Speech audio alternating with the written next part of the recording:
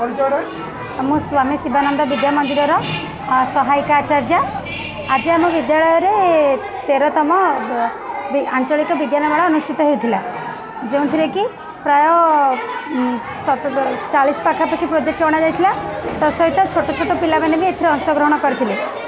आमर पाखापाखि अंचल बहुत पिला आसी परिदर्शन करने बहुत उच्चकोटर शिक्षक मैंने आसते पिलामानकर विज्ञान ज्ञान को परीक्षण करने। आम विद्यालय में प्रतिवर्ष एमती कराए पिलामानकर विज्ञान ज्ञान को केमी अधिक रु अधिक आम उन्नत करूँ से भविष्य में आगू जामि मध्य प्रतिभा को देखई पारे और से प्रतिभा को लेकर से भविष्य में केमी आत्मनिर्भरशील हो पारे से आम आम स्तर में एक छोटिया प्रयास करने को चेष्टा करूँ। भावुँ आगामी सबु वर्ष आम एपरी करूँ आमर पिला माने आमर अभिभावक माने एवं मोर सहकर्मी एवं आमर प्रधान आचार्य सब आमको एमती सहायता करुवे एवं आम आपको साफल्य मंडित करूँ बोली आशा कर। दिव्यांका सेठी। दिव्यांका सेठी को क्लास फोर्थ। कौन प्रोजेक्ट करछ? औषधीय पत्र एहार उपकारिता। अच्छा कौन कहले कौन उपकार होची? को पत्र कौन उपकार होची देखिया एडा दुब घास साहाय्य मुह भितरे घास दुब घास साहाय्य मुह भितरे घास सुखिबा पाए कफ पित्ता अच्छा एरे बाटी पियो ना दुब घास बाटी पियो घर की केम ने बारा करे बाटी पियो ना गाय गरु चुप से पियो बाटी पियो। अच्छा एडा कोन एडा ब्राह्मी पत्र आरो का काम कोन स्मरण शक्ति वृद्धि पाए ब्राह्मी पत्र उत्तम औषध अटे। निम्बपत्र निम्बपत्र साहाय्य चर्म रोग नाक कान रोग दांत रोग मधुमेह गंठी विधा यार पत्र को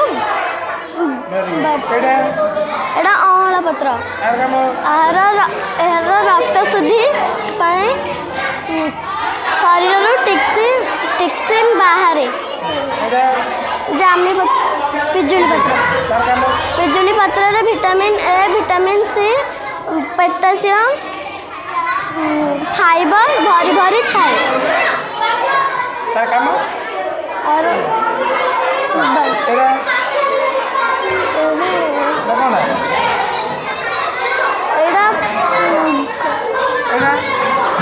गेंडु पत्र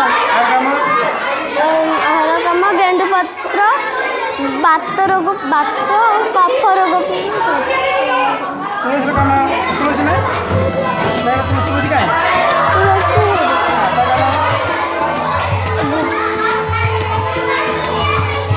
अनेक काल लोके तुलसी गछर व्यवहार कर आसुचंती।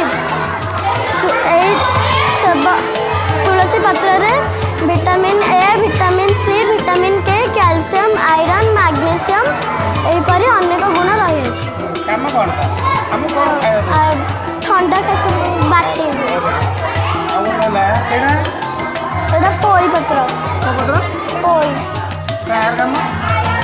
पोई शाग को खाइबा द्वारा यार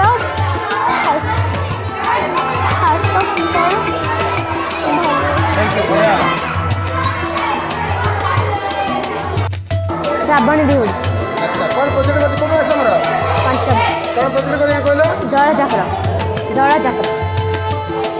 नहीं। अच्छा कौन जानते कहीं कहलो जल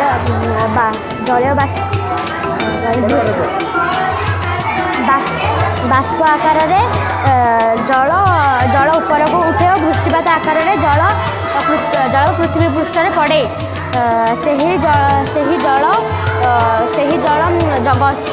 गछ माने चेर मान द्वारा शोषती और जलीय बाष्प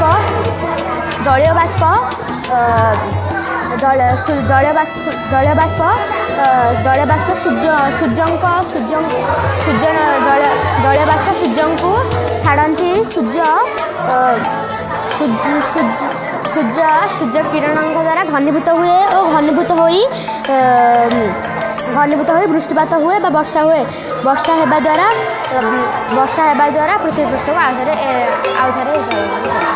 ତମ ଜିନିଷ କହିଲ ସୂର୍ଯ୍ୟଙ୍କ କିରଣ ଦ୍ୱାରା ଘନୀଭୂତ ହେଉଛି ସୂର୍ଯ୍ୟ କିରଣ ଦ୍ୱାରା ଘନୀଭୂତ ହେଉନି ସୂର୍ଯ୍ୟ କିରଣ ଦ୍ୱାରା ବାଷ୍ପୀଭୂତ ହେଉଛି ଜଳ ସୂର୍ଯ୍ୟ କିରଣ ଦ୍ୱାରା ବାଷ୍ପୀଭୂତ ହେଉଛି ଯେତେବେଳେ ବାୟୁମଣ୍ଡଳ ଥଣ୍ଡା ହେଉଛି ଥଣ୍ଡା ହେଲା ପରେ ସେ ଘନୀଭୂତ ହେଉଛି ଘନୀଭୂତ କରି ପୁଣି ଜଳୀୟସ୍ତର ଜଳବିନ୍ଦୁରେ ପରିଣତ ହେଉଛି ଜଳକଣାରେ ଜଳକଣା ମିଶି ଜଳବିନ୍ଦୁରେ ପରିଣତ ହେଉଛନ୍ତି ଏବଂ ଓଜନ ହେଲା ପରେ ବର୍ଷା ଆକାରରେ ଭୂମିରେ ପଡ଼ୁଛନ୍ତି ହେଲା କହିଲା ତମେ ବାଷ୍ପୀଭୂତ କଥା କହିଲ ସୂର୍ଯ୍ୟ କିରଣ ଦ୍ୱାରା ବାଷ୍ପୀଭୂତ ହେଉଛି ଆଉ ଗୋଟେ ଜିନିଷ କହିଲ ଯେ ବାୟୁମଣ୍ଡଳକୁ ଗଛ ତାର ପତ୍ର ମାଧ୍ୟମରେ ଜଳକୁ ଛାଡ଼ୁଛି ତା କ'ଣ କହୁଛନ୍ତି ଗଛ ଦ୍ୱାରା ତାକୁ ବାଷ୍ପୀମୋଚନ କ'ଣ ବାଷ୍ପୀମୋଚନ ନହେଲେ ଉତ୍ସେଚନ ମଧ୍ୟ କୁହାଯାଉଛି